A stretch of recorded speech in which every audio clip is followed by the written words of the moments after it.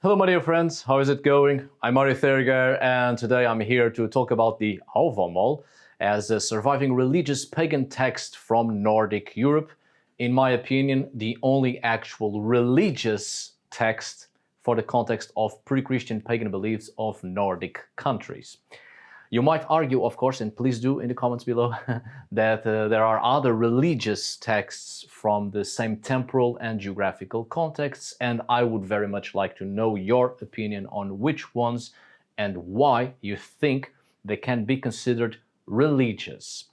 However, it must be taken into account, and well, indeed, it is important to take this into consideration that the great majority of surviving literary works reflecting pagan belief systems of Nordic countries, speaking of the Scandinavian peninsula and Iceland, either mostly speak of mythological contexts or they are Icelandic sagas. As said here many times before, mythology is not religion, as it is not the corpus of a religious practice, nor does it show religious practice. Mythology is a cultural code which reflects several aspects of a culture and society, and it may indeed contain religious and cultic aspects, but it is not the religious practice itself, as much of the content of mythology not only is a reflection of the worldviews and behaviors of a society, but also a method through which knowledge is preserved of a variety of social, cultural, military, economic, psychological and philosophical and historical aspects in a predominantly oral society, using stories and phonetically similar words and concepts to better memorize aspects of life that are seen or understood as important foundations of the society which creates the very mythological accounts in the first place. For more information on Old Norse religion, since we are here dealing with this subject on today's video, of course, you can check my other videos on these subjects and what we truly know and what has remained of Old Norse religion, practices and belief systems.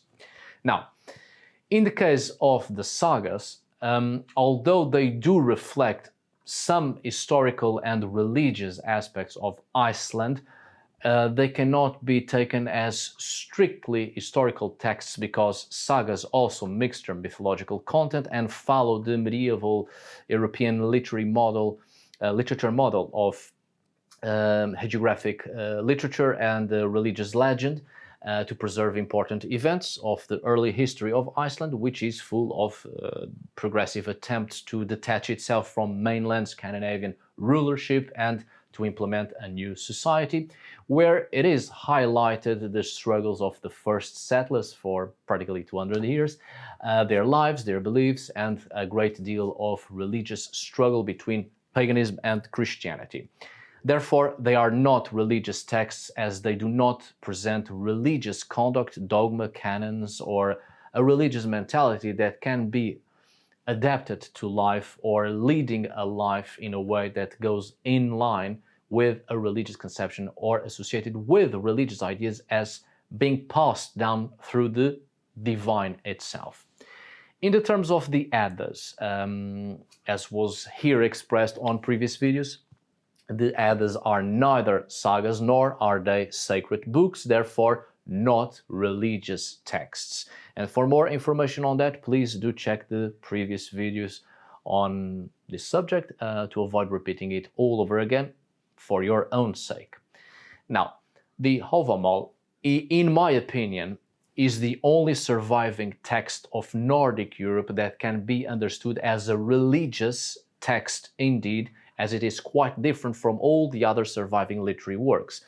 And what shall be expressed in this video in the next few minutes, you might have the tendency to also conclude that the Völuspá may also be considered a religious text, although I do not agree with that, because even though we have a clear presence of a deity, the same deity as the Hávamál, and there are indeed specific pieces of information that reflect content of pagan belief systems, it is also a, without a doubt, wonderfully elaborated story that brings together pagan and Christian belief systems, probably written in the 10th century in Iceland, which does reflect the religious syncretism of the time, but it does not present a religious conduct or an attempt to reflect a religious conduct in order to put or to be placed or to put into practice by those who read it, because there's virtually no way to actually determine a religious conduct one could follow by reading the Voluspot alone.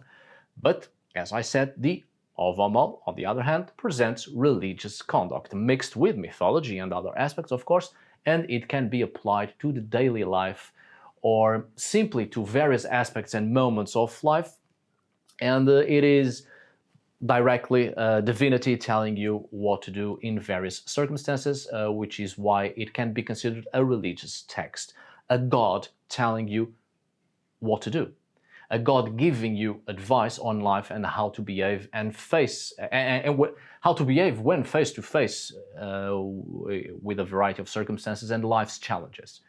The Havamal is literally the words or the sayings or the speech, the story told of Havi, the High One, Odin's speech to better one's life and quality of life through advice and right conduct. It is therefore a religious text, as it is literally a deity telling you how you should behave in life, how you should express yourself in life. You don't have any other texts of this sort and written in this way for Nordic religious contexts that reflect a pagan worldview and conceptions. At least, obviously, not one that has survived. The High One is one of Odin's many names. The text Havamal is Odin's speech in which he expresses advice and ways to be in life and deal with life's many challenges and struggles. But one of the key aspects of this text that really shows its religious content is how Odin reveals the means by which he gained knowledge of the runes and powerful spells. Of course, this is quite late in the text, on stanza 138. It is a poem that begins by offering really good advice concerning social etiquette and general wisdom to be taken and expressed in life. And by that alone, it is a religious text due to the previously mentioned reasons. But if there was any doubt about it being a religious text, on stanzas 138 reveals a religious aspect which leads to gain wisdom and powerful spells. Only a few stanzas dealing with Odin's self-sacrifice to gain the magical power of the runes and magical wisdom. Some could argue that this is not religious at all, as it might enter the realms of magic and the occult, of traditional folk magic and material that does not reflect religious practice. But I disagree and would argue that such a thought is quite narrow, and it is a thought that indeed seems to show that the religious mind behind that is pending to a very restrictive perception of religion. You see, to begin with, when it comes to pagan religion, especially of Nordic Europe, Northern Europe, it is very hard to make a separation between the belief systems and the religious conduct. It is very hard to separate a person's individual practice towards their own beliefs from a religious conduct, because that separation was almost inexistent, as the expression towards the spiritual by the people was not controlled by an official religious organism that dictated how people should behave towards the divine in their own privacy. Furthermore, pagan religions are ultimately the syncretism of various traditional folk beliefs and practices. In addition, and I think this is the important element of it, all religions, absolutely all religions, offer information on otherworldly supernatural aspects and entice people to them. Every religion has an appealing magical aspect to it, and it does bring an invitation, a seduction even, on being part of otherworldly mysteries. And such mysteries offer a shift from the daily struggles of daily and everyday issues and concerns. Every religion also offers wisdom in some form and a pursuit for knowledge, including on transcendent matters that can then be applied to everyday living in order to improve it. Therefore, when Odin expressed the way through which he gained otherworldly wisdom and the magical aspects of the runes and powerful spells through his self-sacrifice, his ordeal, it is a religious expression. And both this appealing temptation to gain otherworldly knowledge, a reward, as well as offering transcendent elements that can be transported to one's daily life to better it and perfect it, to make life more enjoyable, more pleasant. It is a deity expressing this religious aspect to be put to practice, noting that there's reward for such efforts, a supernatural magical reward, which we see in all religions, absolutely all religions, some more subtle than others, of course, obviously, but it is always there. So, the Hávamál is full of advice to better one's life, as well as references to runic knowledge and wordcraft, all of it to improve the experience of life. And indeed, this poem expresses this through experimental engagement and hard work. Only then we get the reward.